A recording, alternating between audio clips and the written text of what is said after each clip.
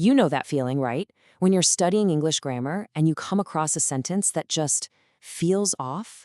It looks simple, but it seems to break every rule you just memorized.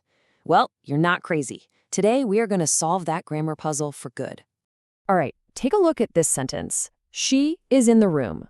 Seems pretty basic, doesn't it? You've got your subject, she, and your verb, is. Now, most textbooks would tell you that in the room is just an optional prepositional phrase. But is it really? Can you actually just get rid of it? Let's try it. If we take out in the room, we're left with she is, which, well, she is what? It's just hanging there. It's incomplete. The sentence is broken. So what's going on? If that phrase is so essential, why do our grammar books treat it like it's just an optional accessory? That is the glitch we're going to fix today. The solution to this whole thing lies in a concept that goes way beyond the standard 5-sentence structures that most of us were taught.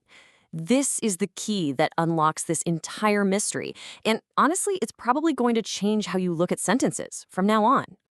Meet the obligatory adverbial. Now I know, it sounds a little technical, but the idea is actually super simple. It's a phrase, usually talking about location or time, that is so critical to the sentence that the whole thing just falls apart without it. It's not optional, it is obligatory. The name says it all. So I'm sure you remember this from school. You probably had to memorize 5 basic sentence patterns, subject, verb, object, and all that. For a lot of us, this was the absolute foundation of English grammar. But here's the thing. That's not the whole story. Not even close. You see, many linguists, the people who really get into the nuts and bolts of language, they argue for a more complete model with 7 structures. And this isn't just some minor academic debate. It's a way more accurate way to describe how we actually use English. So here they are, the 2 missing structures. Number 6 is subject plus verb plus obligatory adverbial. And that's our example sentence, right? She is in the room. Then, number 7 just adds an object to the mix. Subject plus verb plus object plus obligatory adverbial. Like in, I put the book on the table.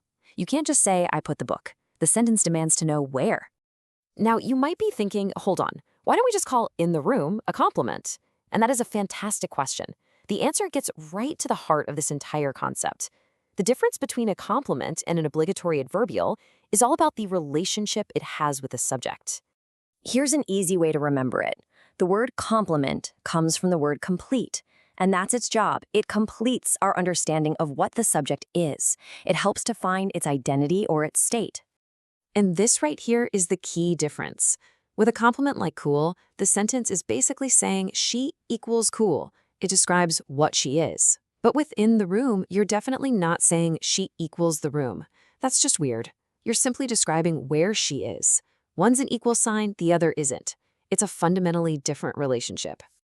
Okay, I know this can still feel a little abstract, so let's make it stick. We're going to use a really simple analogy and a couple of everyday examples to lock this concept in for good. Here's a great way to think about it. A subject complement, like cool, is like a name tag you're sticking on the subject. It's an attribute. But an obligatory adverbial, like at home, isn't a tag, it's the space the subject is in. The subject is inside that space, but they aren't the space itself. A tag versus a space. It's the perfect way to picture it.